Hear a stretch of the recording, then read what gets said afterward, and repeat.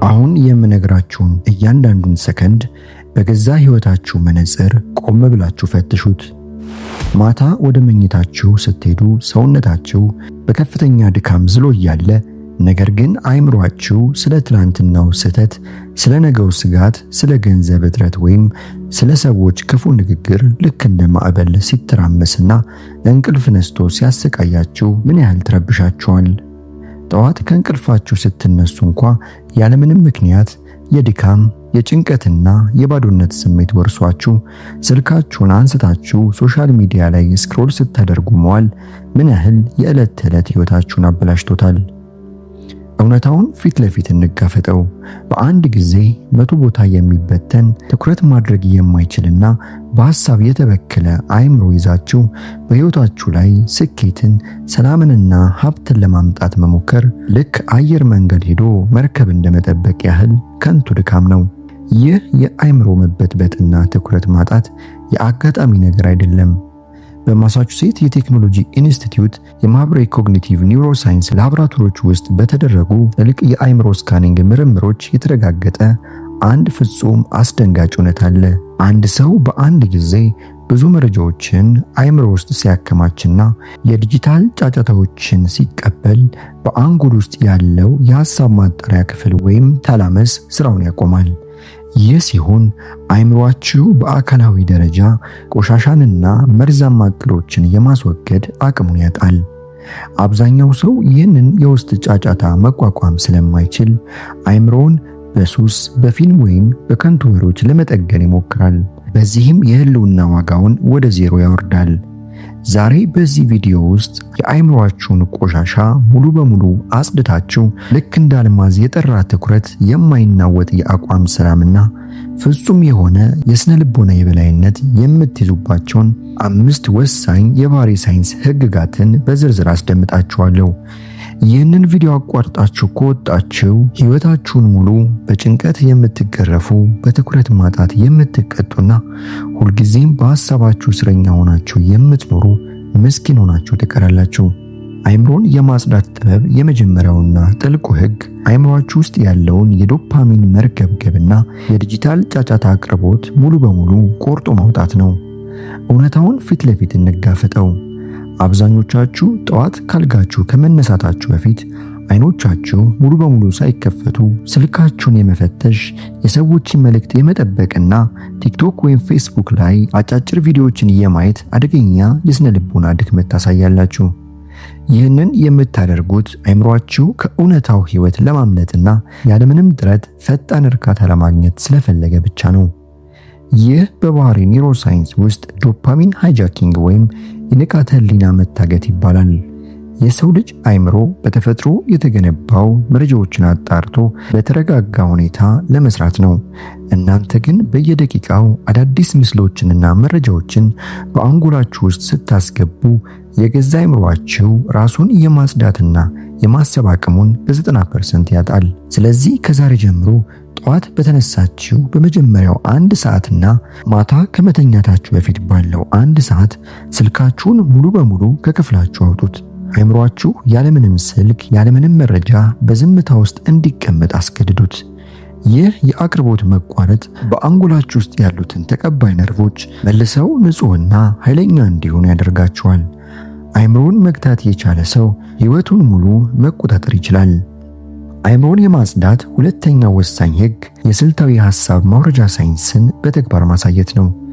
ብዙ ሰዎች አይምሮአቸውን እንደ መጋዘን በመጠቀም ሁሉንም እቅዶች፣ ግዴታዎች፣ የገንዘብ ዕዳዎችና የሰዎችን ቂሞች በጭንቅላታቸው ውስጥ አፍነው ለማስቀመጥ ይሞክራሉ። አይምሮአችሁ ባዶ ቦታ ሲያጣ ደግሞ በትንሽ ነገር የመቆጣት፣ የመረበሽና ነገሮችን የመርሳት አደገኛ ምልክት ያሳያል። በስታንፎርድ ዩኒቨርሲቲ የባህሪ ሳይንስ ተመራማሪዎች በጥልቀት እንደሚያስረዱት የሰው ልጅ አይምሮ የተፈጠረው ሐሳቦችን ለማፍለቅ እንጂ ሐሳቦችን አፍኖ ለማስቀመጥ አይደለም። እናንተ ሁሉንም ጭንቀት ጭንቅላታችሁ ስታስቀምጡ አይምሮአችሁ የፈጠራና የስኬት ሎጂክን ማመንጨት ያቆማል። ስለዚህ ከዛሬ ጀምሮ በየቀኑ ጠዋት ወይም ማታ አንድ ንጹህ ወረቀትና ስክሪፕቶ ያዙ። በአእምሮአችሁ ውስጥ የሚመላለሱትን ስጋቶች፣ እቅዶችና ቁጣዎች በሙሉ ያለምንም ማቅማማት ወረቀቱ ላይ አንድ በአንድ ጻፉ። ይህንን ስታደርጉ በአንጎላችሁ ውስጥ ያለው የጭንቀት ማዕከል ወይም አሚግዳላ ወዲያውኑ ይረጋጋል። ምክንያቱም አእምሮአችሁ ያ የተጻፈውን ሐሳብ ደህንነቱ የተጠበቀና የተፈታ ጉዳይ አድርጎ ስለሚመዘግበው ነው። አእምሮን የማጽዳት ሶስተኛው ህግ ማህበራዊ ግንኙነታችሁን ማጣራት ወይም ሪሌሽናል ዲቶክሲፊኬሽንን መተግበር ነው። አእምሮአችሁ በሐሳብ ተበክሎ ለሚፈጠረው የውስጥ ቀውስ ትልቁን ድርሻ የሚወስዱት በዙሪያችሁ ያሉት ሰዎች ናቸው። ሁልጊዜ የህይወትን ከባድነት ብቻ የሚያወሩ፣ በስኬታችሁ የሚቀኑ፣ ክፉ ወሬዎችን የሚያናፍሱ ወይም በእናንተ ህይወት ላይ ቀዝቃዛ ባህሪ የሚያሳዩ ሰዎችን በአጠገባችሁ አስቀምጣችሁ ፍጹም የሆነ የአእምሮ ሰላም ማግኘት አትችሉም። የሶሺዮሎጂና የሰዋዊ ባህሪ ሳይንቲስቶች በጥልቀት እንደሚያረጋግጡት የሰው ልጅ አእምሮ በዙሪያው ያሉትን የአምስት ሰዎች ሐሳብ ንዝረት በደመ ነፍስ የመቅዳት ከፍተኛ ባህሪ ያለው። እናንተ ሰነፍና ጨቅጫቃ ሰዎችን በሰማችሁ ቁጥር አእምሮአችሁ ያንን መርዛማ ሐሳብ ወደ እውነትነት ወስዶ ራሱን ይበክላል። ስለዚህ ከዛሬ ጀምሮ የእናንተን ሰላም ለሚነጥቁ፣ ዋጋችሁን ለሚያወርዱና ሁልጊዜም ጫጫታ ለሚፈጥሩ ሰዎች ያላችሁን አቅርቦት ሙሉ በሙሉ ቀንሱ። ስልካቸውንም አታንሱ፣ ወሬያቸውንም አትስሙ። ከህይወታቸው ውስጥ በዝምታ እልም በሉ። የአእምሮአችሁ ንጽህና የሚወሰነው ወደ ውስጡ በሚገባው የመረጃ ጥራት ነው። አእምሮን የማጽዳት አራተኛው ወሳኝ ህግ የዝምታ ስልጣንን መያዝ ነው። ብዙዎቻችሁ ብቸኝነትንና ፍጹም ዝምታን ትፈራላችሁ። ለ5 ደቂቃ እንኳን በዝምታ ክፍል ውስጥ መቀመጥ ስለሚጨንቃችሁ ወይ ሙዚቃ ትከፍታላችሁ፣ ወይ ቲቪ ታበራላችሁ፣ ወይም ለሰዎች ትደውላላችሁ። ይህንን የምታደርጉት በዝምታ ውስጥ የሚነሳውን የእውነተኛ ማንነታችሁን ጥያቄና የውስጣችሁን ባዶነት ፊት ለፊት ለመጋፈጥ ከሚሰማችሁ ስውር ፍርሃት የተነሳ ነው። በኦክስፎርድ ዩኒቨርሲቲ የነርቭ ሳይንቲስቶች ባደረጉት ጥልቅ ምርምር እንደሚያረጋግጡት የሰው ልጅ አእምሮ በቀን ውስጥ ቢያንስ ለ20 ደቂቃ ያክል ፍጹም ዝምታ ውስጥ ሲቀመጥ በአንጎል ውስጥ አዳዲስ ሴሎችን የሚያመርተው ክፍል በከፍተኛ ሁኔታ ያድጋል። ዝምታ አእምሮአችሁ ራሱን በራሱ የሚጠግንበት ብቸኛው የተፈጥሮ መሳሪያ ነው። ከዛሬ ጀምሮ በቀን ውስጥ ቢያንስ 20 ደቂቃ ብቻችሁን ዝግ ባለ ስፍራ ውስጥ ተቀመጡ። ምንም ስልክ፣ ምንም ሙዚቃ፣ ምንም መጽሐፍ ሳይኖር አይኖቻችሁን ጨፍናችሁ የገዛ ትንፋሻችሁን ብቻ ስሙ። በዚያ ሰዓት አእምሮአችሁ መጀመሪያ ላይ ሊጮህና ሊረብሻችሁ ይችላል። ነገር ግን ከጥቂት ደቂቃዎች በኋላ ፍጹም የሆነ የጠራ ኃይልና ሰላም ሲወርሳችሁ ይሰማችኋል። ዝምታን መግዛት የቻለ ሰው የዓለምን ጫጫታ ማሸነፍ ይችላል። አእምሮን የማጽዳት አምስተኛውና የመጨረሻው ፍጹም ሎጂካዊ ህግ የሐሳብ ሉዓላዊነትን ወይም ሜንታል ሶቨርኒቲን በተግባር ማሳየት ነው።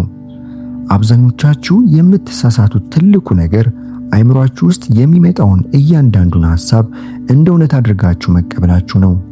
አእምሮአችሁ አትችልም፣ ትከስራለህ፣ ሰዎች ጠልተዋል የሚል የፍርሃት ሐሳብ ሲያመጣላችሁ ወዲያውኑ በሐሳቡ ተሸንፋችሁ ትቀመጣላችሁ። ይህንን የምታደርጉት አእምሮአችሁ የገዛ ራሳችሁ ባሪያ መሆን ሲገባው እናንተ የአእምሮአችሁ እስረኛ ስለሆናችሁ ብቻ ነው። አሁኑኑ ልታውቁት የሚገባ ሳይንሳዊ እውነት አለ። እናንተ ማለት የአእምሮአችሁ ሐሳብ አይደላችሁም። እናንተ ያንን ሐሳብ የምታስተውሉ የንቃተ ህሊና የበላይ አካል ናችሁ። አእምሮአችሁ የሚያመጣውን እያንዳንዱን የቆሸሸ ሐሳብ ማስተናገድ ማቆም አለባችሁ። የውሸት ጭንቀቶችንና ሰበቦችን አቁሙ። አእምሮአችሁ የፍርሃት ሐሳብ ሲያመጣ ልክ እንደ ተመልካች ራቅ ብላችሁ እዩት እንጂ አትመግቡት። በምትኩ በእቅዳችሁ በስራችሁና በእውነተኛው ሎጂካዊ ተግባር ላይ ብቻ 100% ቁርጠኛ ሁኑ። እናንተ በተግባር ላይ ስታተኩሩ አእምሮአችሁ መርዛማ ሐሳቦችን የማምረት እድሉ ወደ ዜሮ ይወርዳል። እነዚህ ዛሬ የተማራችኋቸው 5 ሳይንሳዊ ጥበባት ዝም ብሎ የሚደመጡ ወሬዎች አይደሉም። ይልቁኑ በየቀኑ በሐሳብ ከመረበሽ ወጥታችሁ ልክ እንደ አልማዝ የጠራ ትኩረት፣ የማይናወጥ የአእምሮ ሰላምና ፍጹም የሆነ የበላይነት የምታገኙባቸው በተግባር የተረጋገጡ የአእምሮ መሳሪያዎች ናቸው። ከዛሬ ጀምሮ እነዚህን 5 ህግጋት በሕይወታችሁ ላይ በተግባር አውሏቸው። በዙሪያችሁ ያሉ ሰዎች፣ የቅርብ ጓደኞቻችሁ ወይም የሥራ ባልደረቦቻችሁ የእናንተን በአጭር ጊዜ ውስጥ የተቀየረ ፍጹም የተረጋጋ ስብዕና ከባድ ትኩረትና ማራኪነትን አይተው በመደነቅ ይህንን ሚስጥር ከየት አገኛችሁት ብለው በአግራሞት እስኪጠይቋቸው ድረስ ለውጡን በተግባር አሳዩአቸው። ያኔ ሚስጥሩን ለአንዴና ለመጨረሻ ጊዜ አካፍሏቸው። ይህ ቪዲዮ ጠቃሚ ሆኖ ካገኛችሁት አሁኑኑ ላይክ በማድረግ ለሌሎች እንዲደርስ አድርጉ። በቀጣይም እንደዚህ ያሉ አስተማሪና ሕይወት ቀያሪ ትምህርቶች እንዲደርሷችሁ ቻናሉን ሰብስክራይብ በማድረግ የዚህ ቻናል ቤተሰብ ይሁኑ። በሚቀጥለው አስገራሚ ቪዲዮ እስክንገናኝ ቸር ያቆየን።